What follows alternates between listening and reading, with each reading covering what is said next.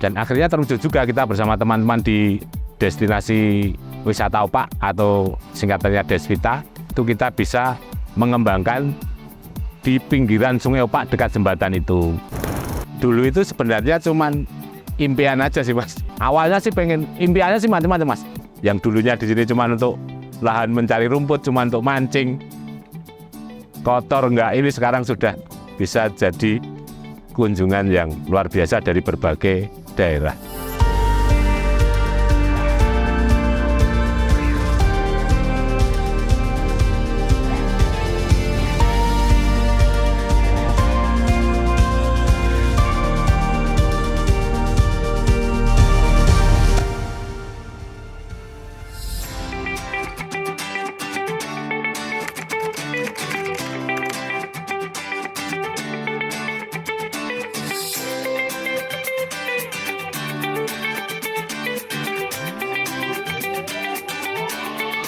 Nama saya Nanang Hermawan, saya dari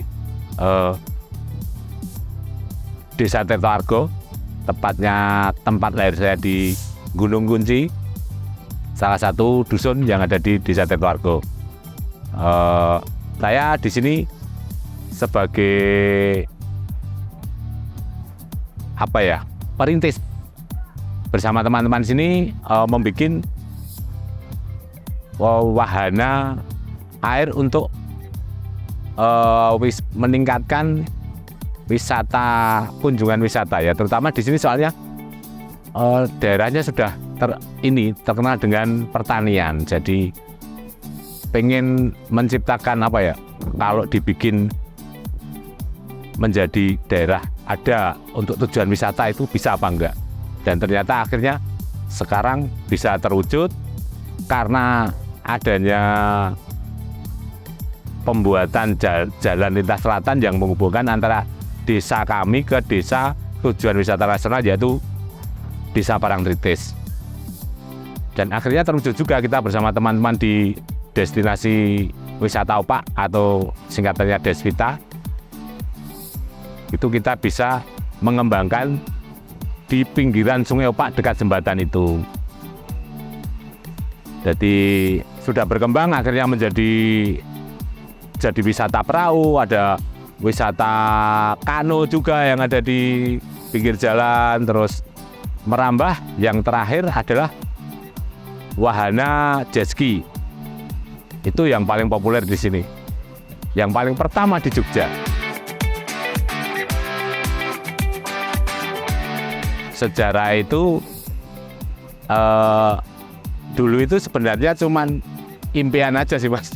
Jadi kok daerah lain itu sudah ada destinasi-destinasi, sudah ada tempat-tempat wisata tujuan pendatang yang ke Jogja itu di daerah-daerah itu sudah ada bermunculan.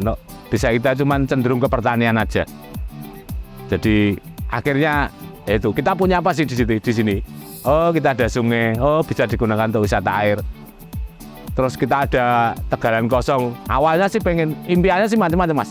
Impiannya pengen wisata jeep, pengen wahana ATV, pengen semuanya diimpikan. Yaitu susahnya kita harus bayar impian itu. Kalau mimpi itu kan gratis, ya toh. Kan kita harus bayar impian itu dengan proses. Dan akhirnya seperti sekarang kunjungan kita sangat luar biasa.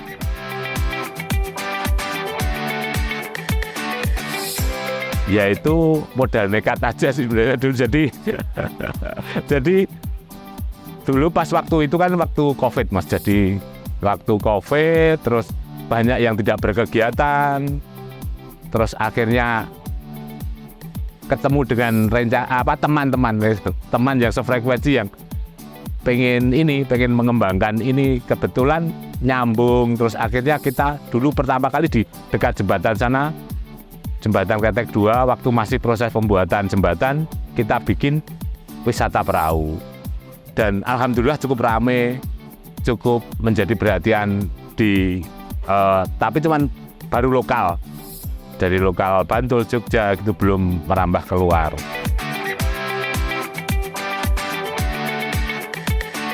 Iya benar. Jadi akhirnya banyak teman-teman yang asli orang sini, asli kelahiran sini, mereka melihat, oh aku juga pengen sih ikut gabung, pengen bikin sesuatu, pengen mengembangkan biar rame di daerah tempat lahirku.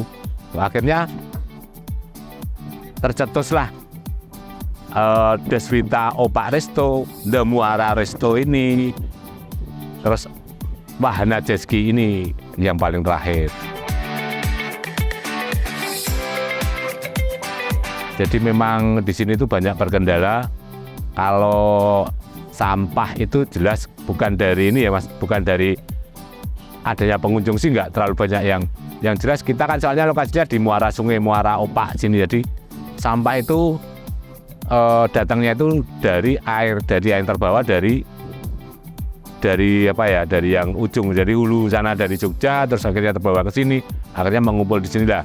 Setelah adanya di apa ya, sudah terciptanya daerah wisata ini, malah justru sampah-sampah ini bisa maksudnya terkondisikan, bisa justru gitu. Jadi dulunya itu kotor sekali, Mas. Jadi sekarang ini jadi kita terpaksa membersihkan ya. Penanganannya sih, kalau misalnya sampah yang nggak bisa, kalau yang masih memungkinkan dibakar. Kalau yang nggak bisa dibakar, kita ada orang khusus yang mengambil sampah tersebut untuk diolah, begitu. Sampah makanan itu juga kita ada yang ngambil untuk dimanfaatkan lagi dari kafe ini, dari resto ini. Tantangannya itu yang paling besar ya masyarakatnya sendiri, Mas. Ya itu yang kita sosialisasinya dulu memang sangat ya lumayan inilah, karena kita bergerak sendiri dan apa ya, kadang ada pro kontra itu, yang mereka atau kapake mau untuk apa atau di situ, karena mereka sudah cenderung ke pertanian. Jadi apa nanti bakal jadi apa, nanti bakalan bagus, bakalan ini kan, mereka itu ya kadang yang bikin tantangan kita berat cuman itu. Kalau yang lain, tantangan lain alam ya, dua mungkin alamnya kadang di sini kan di pinggiran sungai, jadi itu pengendalian banjir biar ini ya, itu kadang untuk pengawasannya itu. Jadi momen-momen pas waktu musim penghujan kita harus benar-benar siap kalau tiba-tiba air datang dan menggenang dan mungkin membahayakan untuk ya keselamatan yang datang ke sini, yaitu soalnya nggak tentu, alamnya itu nggak bisa diprediksi pas banjir gede atau enggak. Itu kadang tahun ini mungkin nggak seberapa banjirnya, mungkin beberapa tahun ke depan kadang kita ada siklusnya, kita tuh kadang ada banjir yang besar, yaitu cuman itu aja, Mas.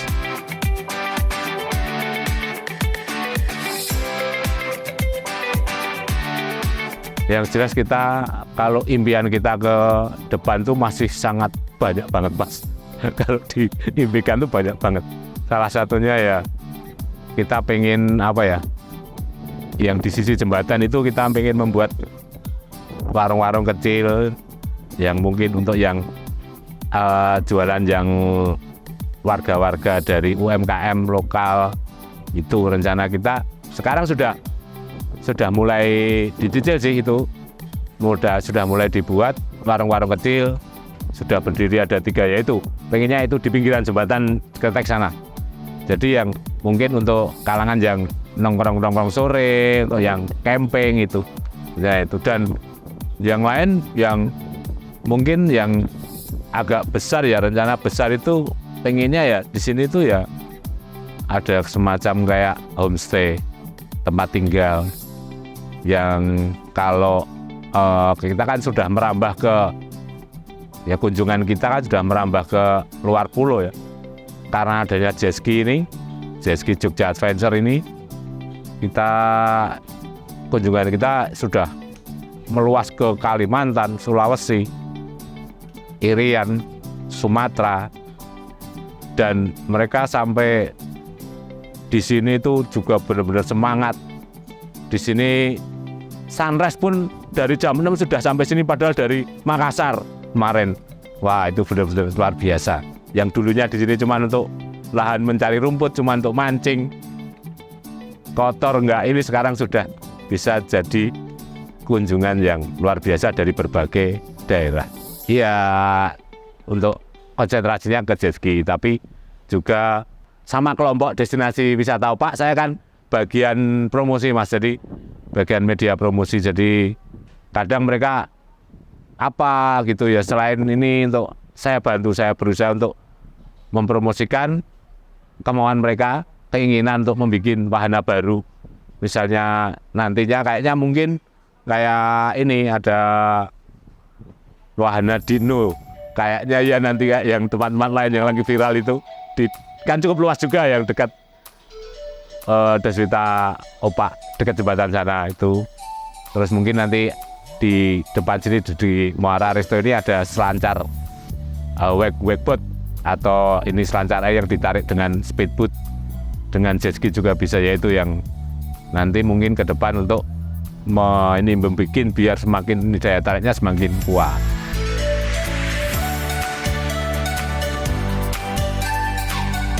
Yang jelas pertama kali kita sebelum mereka memegang wahananya itu, jadi memegang unitnya itu, kita briefing dulu Mas. Kita briefing, kita jelaskan cara penggunaannya dan akibat-akibat yang terjadi dan tingkat pengamanan untuk bermain itu. Jadi memang yang paling utama itu jelas pelampung Mas. Pelampung itu tidak bisa ditawar lagi. Jelas paling utama pelampung itu harus memakai wahana air. Wahana air itu jelas paling utama pelampung itu aja. Terus mungkin nanti cara penggunaannya sudah ada pelatih khusus yang membriefing mereka, melatih dulu. Terus nanti waktu pas jalan juga kita dipantau, kendalikan pakai alat komunikasi, begitu Mas. Kalau soal tiket sini agak kalau soal tiket memang ya kadang untuk mungkin di kalangan masyarakat Jogja mungkin agak-agak ini ya lumayan gede ya, tapi mungkin kalau orang-orang yang dari luar gitu kan, jadi memang di sini itu kita ada segmennya sendiri-sendiri Mas. Jadi kalau misalnya pengen wisata yang terjangkau aja, kita bisa naik kano di wisata Kano Baros yang pintu masuk Muara Resto dekat jalan itu, kita dengan tiket yang agak low budget. Terus nanti bisa ke pinggiran Opak juga, selain jet ski juga ada perahu wisata yang punya desa maritim di desa sini. Itu ada 2 unit perahu yang besar untuk grup, bisa mencapai 20 orang untuk penumpangnya. Dan juga speedboat juga ada gitu. Jadi nggak harus jet ski aja. Kalau jet ski jelas tinggi budgetnya. Itu begitu. Oh, berjar sepil ya. Untuk jet ski itu mulai dari 550.000, yaitu yang paket experience yang untuk 1 orang aja sudah mendapat dokumentasi pakai video drone. Jadi kita bermain jet ski diikuti drone di atasnya gitu kayak ala-ala gitu kan. Jadi mereka terus yang dikejar kan gitu. Sekarang kan mereka pengennya pengen menunjukkan gitu kan, setiap di media itu wah aku bisa, aku gini-gini kan gitu. Jadi kita turuti aja mereka. Yang penting kan nilai plus kita aja yang kita dapat. Media sosial yang jelas paling utama, media sosial. Terutama yang paling kenceng itu TikTok. TikTok itu sekarang benar-benar ini ya, menjangkau banyak lapisan. Jadi sangat bagus untuk ini wisata yang modelnya kayak petualangan, kayak adventure itu TikTok.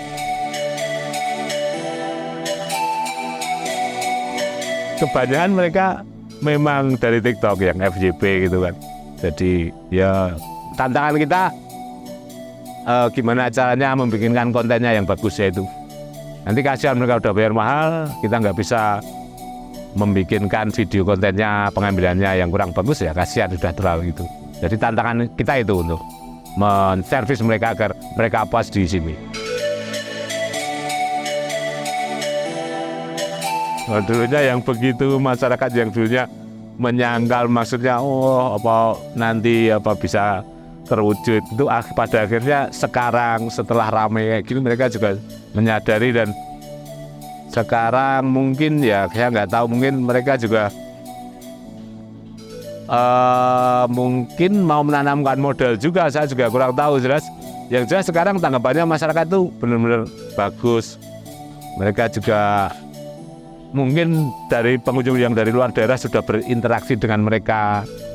Mereka juga sudah banyak membuka warung-warung yang mungkin tempat mereka mampir setelah bermain jet ski, naik perahu atau mungkin naik kano itu. Mungkin begitu. Jadi ya baguslah masyarakatnya sekarang. Oke. Ya sudah mulai kayak tersosialisasi, sudah sadar wisata lah.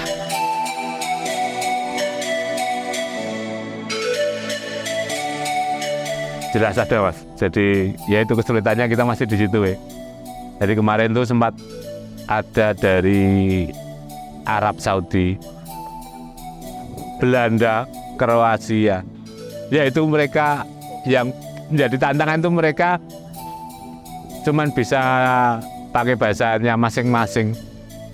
Mereka nggak menguasai bahasa Inggris. Sedangkan kita bahasa Inggrisnya juga nggak begitu bagus, gimana coba?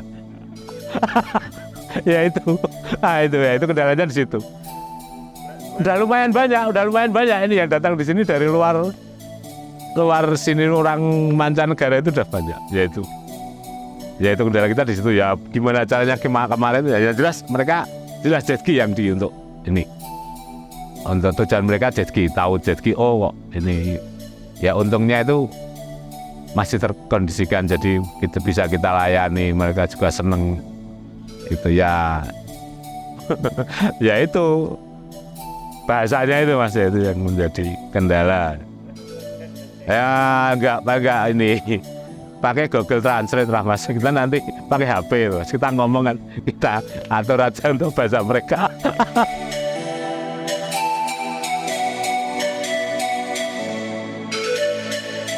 Jadi untuk harapan saya itu mereka yang melanjutkan ini nanti anak-anak muda itu tidak patah semangat ya, maksudnya tetap bersemangat untuk bagaimana menciptakan daya tarik yang jelas. Yang sekarang memang sudah jelas itu ada juga sih wisata jelajah sepeda, yaitu yang handle saya lihat anak-anak muda. Mereka menghandle naik sepeda, membuat konten di lewat jalan-jalur lintas di pertanian, daerah jalan lintas selatan, kawasan Jembatan Kretek sampai ke pantai-pantai yang ada di sekitaran pantai selatan di sini.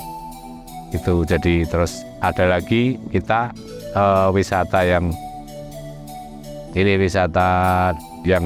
konsepnya kayak jalan-jalan itu wisata VW. Itu sudah mulai dirintis dan mungkin nanti ke depan mungkin wahana lain dari anak-anak ini menciptakan kayak sistem outbound yang di daerah sini itu. Jadi harapan saya cuman mereka nggak patah semangat gitu aja.